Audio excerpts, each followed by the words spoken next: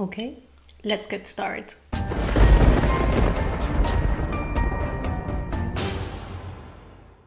Hey horror freaks, welcome back to my channel. My name is Amanda. If this is the first time here, don't forget to subscribe and hit the bell icon so you can get a notification every single time that I post a video, and I post every single week. As you can see from the title, today's video is going to be my full review with spoilers of Lake. That is the 8th episode of American Horror Story Season 2, and also is the season finale. Yeah, it came out really fast, even faster than I was even expecting. But yeah, we are at the ending of American Horror Stories Season 2.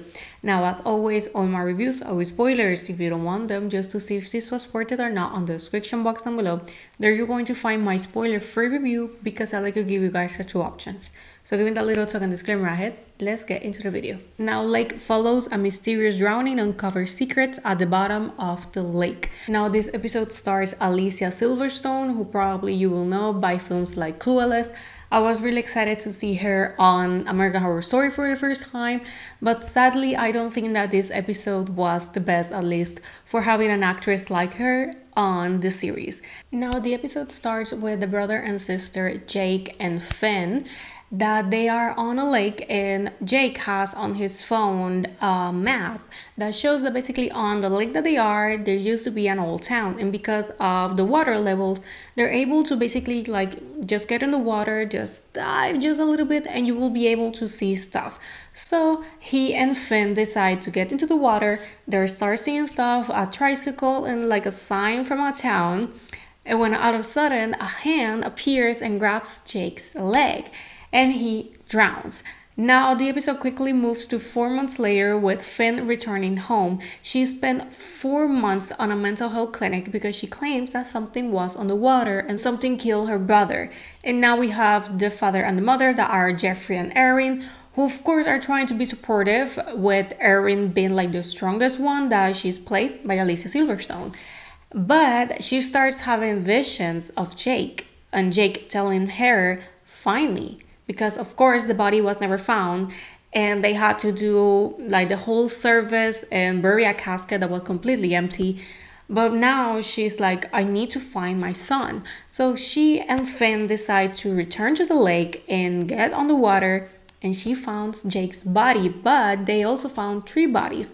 There are 3 skeletons that are on the water, and one of them has like a medal with a name, so she takes it off, and when she returns to the surface, Erin gives it to the sheriff, and he tells her that only one person remains with the name that has on the medal, and it's an old woman that lives on elderly facility, and they go to visit, and she explains to Erin and Finn that they have been trying for years drag the lake, because on that same lake, before it became one, it was the town, 3 men were killed by the man that basically did the construction and the whole thing on the town, and this was the way of cover his crimes. And she has been fighting, and of course her family had been fighting for justice, of course, but they didn't want that to happen, because that would be really bad news for the family involved.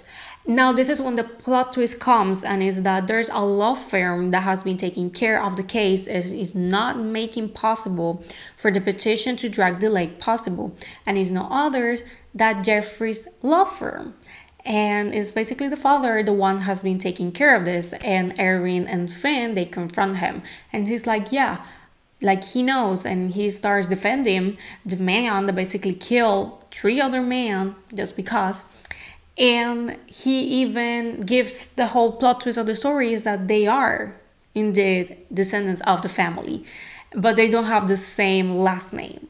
I felt like this plot twist was like, huh?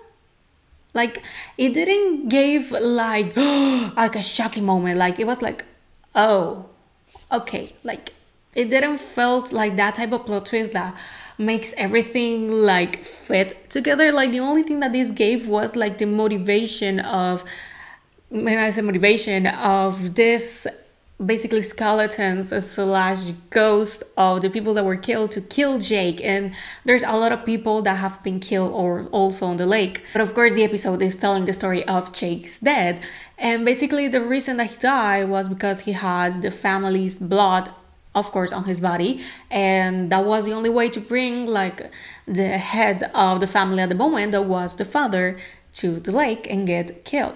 Basically the last 5 minutes of the episode is a lot of corpses getting out of the water, like they all on skeletons, and they get Jeffrey and they bring him to the lake and drown him. But he even like lets himself go, like he doesn't fight. I was expecting a little bit more fighting, but no, that doesn't happen. And the episode ends with Erwin and Finn like hugging each other, and Erwin telling her daughter that they're going to tell the truth and that they're going to do things right.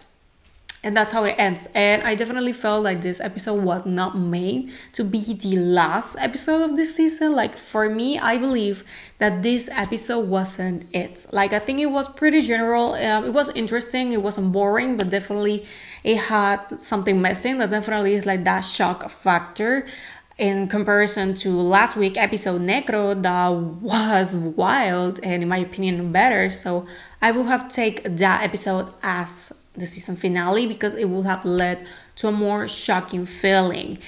In general, I think that this episode, like I said, it was good, but it could have been a little bit better. I think that this one is a 3 out of 5 and a 6 out of 10. Now, when it comes to the whole season, my personal favorites are the first one and the 7 that are Dollhouse and Necro.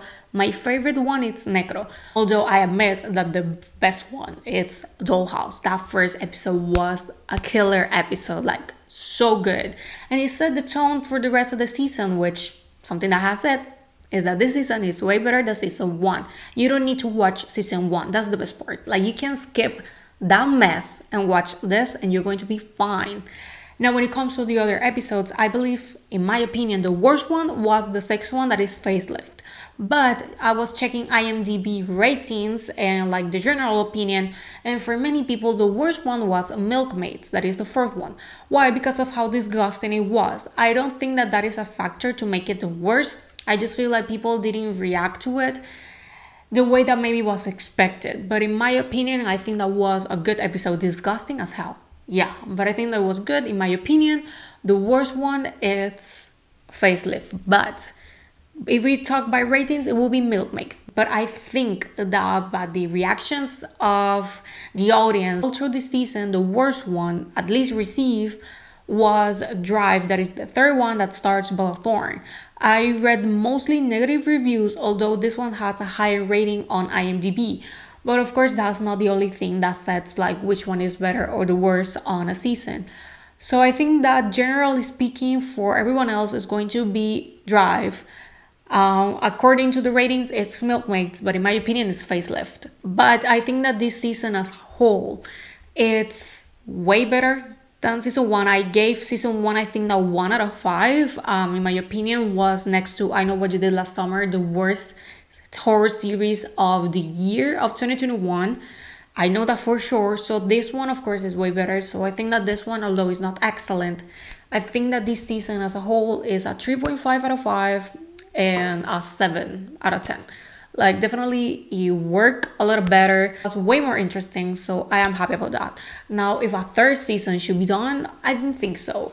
I don't really think that we should keep doing this, because at some point you're going to start like lacking of stories or like actually good stories to tell. And of course, we have American Horror Story on the other side. That season 11, we don't know nothing. I am always checking IMDb and other websites to see if something comes up. And the only thing that I found is that according to IMDb, season 11 is going to be coming Monday, October 17th to Fox. And I don't know if this is true, but for now, it's the only premiere day that I have ever found.